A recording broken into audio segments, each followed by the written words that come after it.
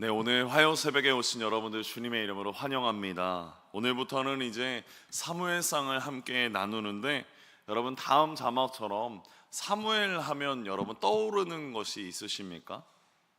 네, 사사 맞습니다. 선지자였고 마지막 사사였고 또 사울도 떠오르지 않으십니까? 사울에게 기름을 붓고 또 순종이 제사보다 낫다라는 말을 한 것도 사무엘입니다. 다윗에게 기름을 부었다. 여러 가지, 우리가 사무엘하면 여러 가지가 떠오르는데, 그만큼 다음 자막처럼 그는 이스라엘 역사에 있어서 굉장히 큰 전환점을 일으킨 인물이었습니다. 또 특별히 왕과 관련된 선지자, 그것도 아주 영향이 깊은, 영향이 넓은 선지자였습니다. 그러니까 사사에서 왕으로 넘어가는 그 결정적인 역할의 인물은 사무엘이라고 모두가 말합니다. 하나님이 그 사무엘을 준비하시고 그리고 인도하시며 그의 삶에 어떻게 동행하고 계시는지를 우리는 이제부터 1장 1절부터 차근차근 살펴보려고 합니다. 우선 1절 말씀 우리 함께 합독하겠습니다. 에브라임 산지 라마다임 소빔에 에브라임 사람 엘가나라 하는 사람이 있었으니 그는 여로함의 아들이요 엘리우의 손자요. 네, 우선은 사무엘의 아버지였던 엘가나를 소개합니다. 이 족보를 보면서 나타내 주는 것은 엘가나가 어디 사람이고 어디에 살았었고 어느 자손이며 어느 족속이다라는 것을 보여줍니다. 우리 노란색으로 표시된 부분만 다시 한번 읽어보겠습니다. 에브라임 산지 라마다임 소빔에 에브라임 사람 엘가나라 하는 사람이 있었으니, 에브라임 산지에 라마다임 소빔에 있는 에브라임 사람이라고 말합니다. 우선 이 라마다임 소빔, 우리가 잘 들어보지 못했고 약간 생소한 장소일 수 있습니다. 그런데 이 라마다임 소빔은 다음 자막처럼 라마라고 줄여서 사용되고 사무엘이 선지자로 활동할 때 제일 많이 언급되는 장소이자 그의 중심에 있는 장소가 이 라마다임 소빔. 이제 이 1장 1절 이후부터는 무조건 라마라고 줄여서 사용되는 장소입니다. 우선 같은 장의 19절 말씀을 같이 한번 또 보겠습니다. 19절 말씀 합독하겠습니다. 그들이 아침에 일찍이 일어나 여호와 앞에 경배하고 돌아가 라마의 자기 집에 이르니라. 여기 보시면 여기서도 엘가나가 머무르고 있는 이 라마다임 소빔을 줄여서 라마라고 사용합니다. 앞으로도 라마다임 소빔이라는 단어는 등장하지 않습니다. 무조건 라마라고 줄여서 사용됩니다. 사무엘상 8장 4절에도 보시면 이렇게 말합니다. 이스라엘 모든 장로가 모여 라마에 있는 사무엘에게 나아가서, 사무엘의 거처로 등장하는 라마이죠. 이는 사울이 왕이 되었을 때도 다윗이 이 사무엘로부터 기름 부음 받은 이후부터도 꾸준하게 사무엘은 항상 라마에 머물러 있었습니다. 사무엘상 15장 34절에도 보시면 이에 사무엘은 라마로 가고 사울은 사울 기브아 자기의 집으로 올라가니라. 또 19장 18절에 보시면 다윗이 도피하여 라마로 가서 사무엘에게로 나아가서 사울이 자기에게 행한 일을 다 전하였고 다윗과 사무엘이 나요스로 가서 살았더라. 여기서 이제 라마 나요시라는 단어가 등장하지만 이건 19장 가서 다시 한번 살펴보겠습니다. 그러니까 라마는 다음 자막처럼 사무엘에게 있어서 예배의 장소였기도 했고 쉼의 장소였기도 한 그런 자주 찾았던, 심지어 왕이었던 사울이나 그리고 다윗이나 여러 방면으로 사무엘을 찾아갈 때마다 항상 이 라마로 갔다라는 것입니다. 자, 우선은 이어서 엘가나에 이어 1절 후반절 말씀을 또 살펴보겠습니다. 우리 노란색 부분만 합독하겠습니다. 그는 여로함의 아들이요 엘리우의 손자요. 네, 여기서도 엘리후가 등장하고 여로함이 등장하고 도우가 등장하고 숲이 등장합니다. 여러분, 이 모든 사람들은 다음 자막처럼 레위인들입니다. 엘가나가 레위인이다라는 것을 드러내기 위해 여러 선조들의 이름을 거론한 것입니다. 여러분, 레위인들이 하는 일이 무엇입니까? 성전에서 예배를 집례하는 것, 그것이 레위인이 해야 될 일입니다. 그런데 성막에 거주하지 못하고 전국에 퍼져 있는 레위인들, 그들은 퍼져 있는 장소, 그러니까 산당에서 예배를 드렸다라는 것입니다. 그런데 여러분, 산당에서 예배 드리는 것이 당시에는 그렇게 좋은 행동은 아니었습니다. 어쩔 수 없이 하는 것뿐이었지 1년에 한 번은 반드시 내 몸과 내 영혼을 정결하기 위해서 언약궤가 있는 실로에 가야만 했었습니다.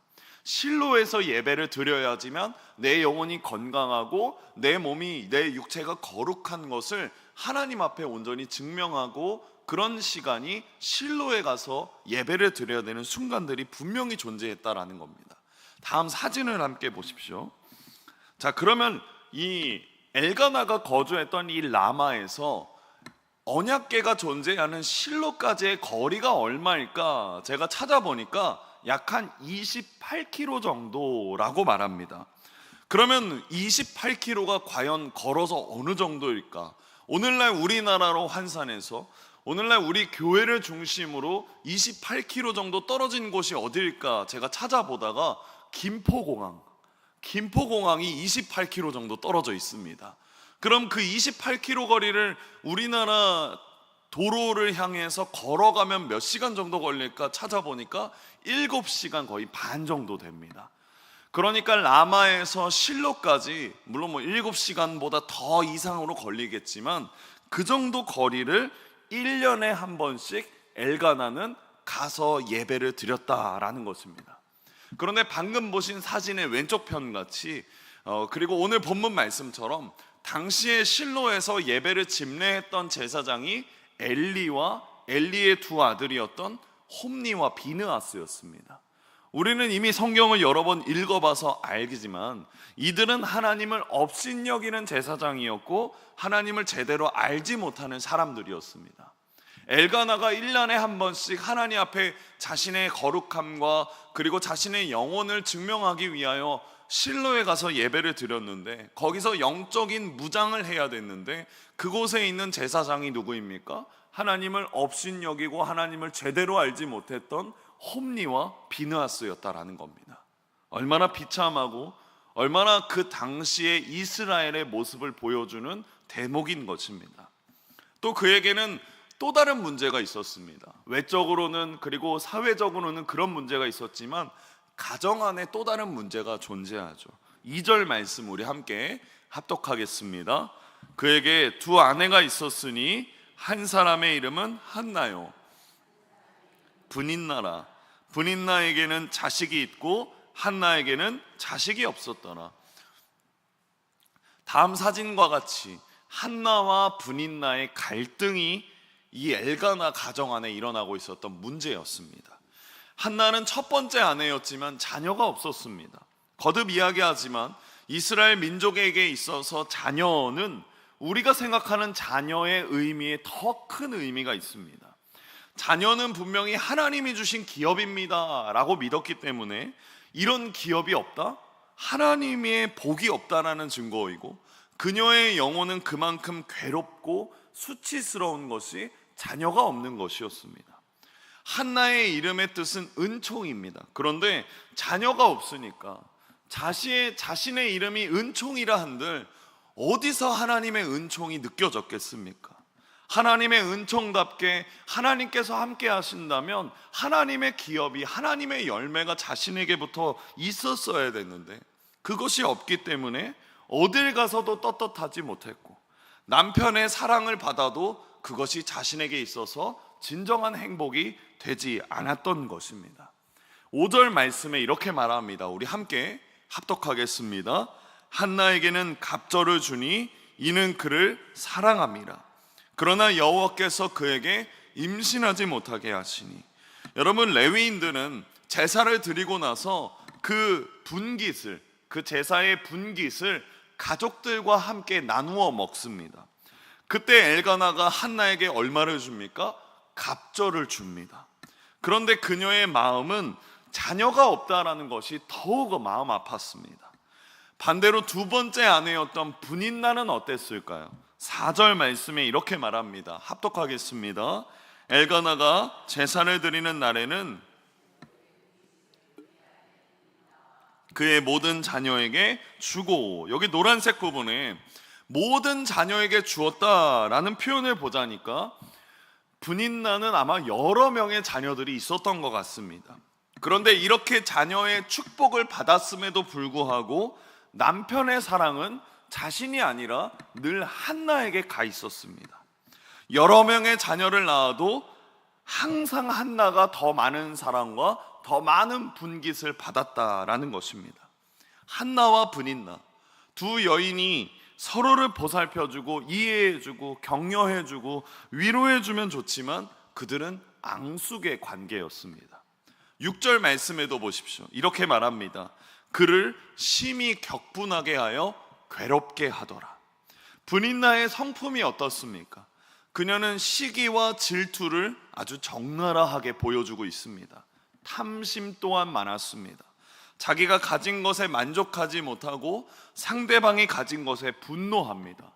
물론 남편의 사랑을 받지 못한다, 굉장히 괴로운 것입니다.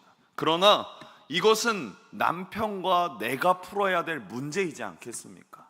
그것이 어떻게 다른 사람을 괴롭히는 것의 명분이 될 수 있겠습니까? 이제 화면이 전환되어서 7절에 보시면 다시 한나를 비추어 보고 있습니다. 우리 다시 한번 7절 합독하겠습니다. 매년 한나가 여호와의 집에 올라갈 때마다 남편이 그같이 하매 그가 울고 먹지 아니하니. 한나도 엘가나와 함께 여호와의 집, 즉 자신이 살고 있는 에브라임 그 라마를 떠나서 언약궤가 있는 실로에 갑니다. 그리고 7절 마지막 부분에 표시된 부분을 보십시오. 그가 울고 먹지 아니하니. 여러분, 하나님께 제사를 드리고 나서 그 분깃을 어떻게 했다고 말씀드렸습니까? 같이 먹었습니다. 그런데 한나는 그 화목제물을 먹지 않았습니다.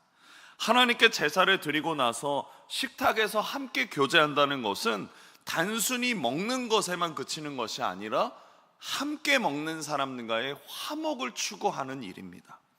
여러분, 지금 이 가정의 모습을 정리해서 다시 보겠습니다. 다음 자막처럼요. 엘가나는 레위인이었습니다.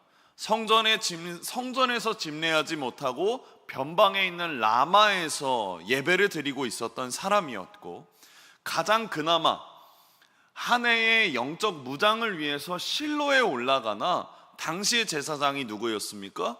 홈니와 비느하스였습니다. 그리고 한나는 또 어떨까요? 남편의 사랑으로도 채울 수 없는 은혜를 잃어버린 은총의 이름을 가진 사람이었습니다. 분인나는 어떻습니까? 우리 분인나 같이 읽어보겠습니다. 자식이 여럿 있어도 질투로 인해 사람을 그렇습니다. 이들의 모습, 레위인이었고 은총이라는 이름을 가졌고 분인나는 사람을 괴롭게 만드는 사람, 이들의 모습은 단 한 가정의 모습을 나타내 주는 것이 아니라 사무엘 1장 1절에서 8절까지의 말씀에서는 다음 자막처럼 당시의 이스라엘의 영적인 상태를 보여주고 있는 부분인 것입니다. 이스라엘은 어떤 모습이었느냐? 끊임없는 불화의 나라였고 끊임없는 것에서 갈급함을 느끼고 있었고 늘 질투하고 있었고 시기하고 있었던 나라였고, 그런 이스라엘의 백성들의 모습이었다라는 것입니다. 오늘 말씀을 묵상하면서 저는 이 부분에서 우리가 정말 하나님의 사랑을 얼마나 갈급하고 있는지를 다시 한번 점검하게 됐습니다.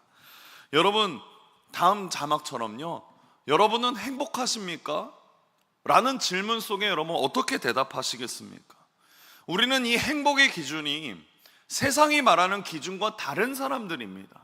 세상의 기준에서는 배우자를 잘 만나야 행복하다, 가정이 행복하다, 가진 것이 많아서 행복하다, 그런데 그리스도인의 행복은 그런 것에 있지 않습니다. 그리스도인의 행복은 하나님과의 관계가 어떻느냐라는 것에서 시작합니다. 하나님과 정말 진실하고 하나님과의 관계가 친밀하다면 나는 내가 가진 것은 비록 부족할지 모르지만 나는 행복합니다 라고 말할 수 있기 때문입니다. 하나님의 사랑이 단순히 성경에 적혀져 있는 것으로 아는 것이 아니라 하나님께서 우리를 구원하시기 위해 자기의 하나뿐인 아들 예수님을 보내주셨고, 그 예수님의 사랑과 하나님이 우리를 향한 그 사랑이 온전히 나를 향한 사랑으로 깨달아졌을 때 진짜 나는 행복하게 되는 것입니다. 우리는 인간의 사랑으로, 인간의 무엇으로 채워지는 존재가 아니라 다음 자막처럼요, 우리를 향한 하나님의 사랑으로 채워질 때 진정한 행복을 경험할 수 있는 것입니다. 우리는 자꾸 그것을 가정에서 찾으려 하고, 우리는 그것을 자꾸 내가 가진 것에서 찾으려 하고, 우리는 자꾸 그것을 남이 주는 무언가로부터 채우려고 하는데, 우리의 정말 채워지는 행복은 하나님의 사랑으로 채워질 때 가능한 것이기 때문입니다. 여러분, 연약한 가정이라 할지라도, 부족한 사람들이 모여있는 공동체라 할지라도 그 안에 하나님을 바라고 하나님으로 만족하고 하나님의 사랑으로 채워지면 그 가정은, 그 공동체는 행복한 가정이 될 수 있는 것입니다. 지금 엘가나의 가정은 어떻습니까? 굉장히 불행하고 질투가 일어나고 있고 연약한 가정 속에 있는 것 같이 보이지만, 여러분, 연약할수록 하나님을 붙드는 한나가 있었습니다. 그 한나로부터 새로운 역사가 시작되는 것이기 때문입니다. 가정은, 지금 이 가정은 하나님께서 그녀를 통해서 이끄시고 계셨고, 그 가정 가운데 한나를 통하여 하나님의 새로운 역사가 시작되고 있었습니다. 이 가정 안에 사무엘을 주셨고, 이제 한나의 고통은 고통에서 기쁨으로 변화되는 것을 우리는 다음 시간에 살펴볼 것입니다. 여러분, 다음 자막처럼요, 우리 가정에 한나와 같은 사람을 주님은 세우셨습니다. 바로 여러분들을 통해서요. 여러분을 통해 하나님은 여러분의 가정에, 여러분의 회사에, 여러분의 교회에, 여러분이 속해 있는 공동체에 새로운 역사를 쓰고 계십니다. 그리고 준비하고 계십니다. 하나님께서 준비하실 때 우리의 슬픔, 우리의 아픔을 한나와 같이 하나님 앞에 다 내어드리고, 그리고 언제나 우리 곁에 외면하지 않으시는 하나님을 한나와 같이 신뢰하는 저와 여러분이 되기를 소망합니다. 하나님께서 준비하고 계시는 이 시기에 여러분의 기도가, 그리고 우리의 기도가 하나님 앞에 상달되는 줄 믿습니다. 오늘 말씀의 제목처럼 새로운 역사의 시작이 저와 여러분의 가정 안에서, 저와 여러분의 회사 안에서, 저와 여러분의 교회와 공동체 안에서 일어나기를 간절히 소망합니다. 기도하겠습니다.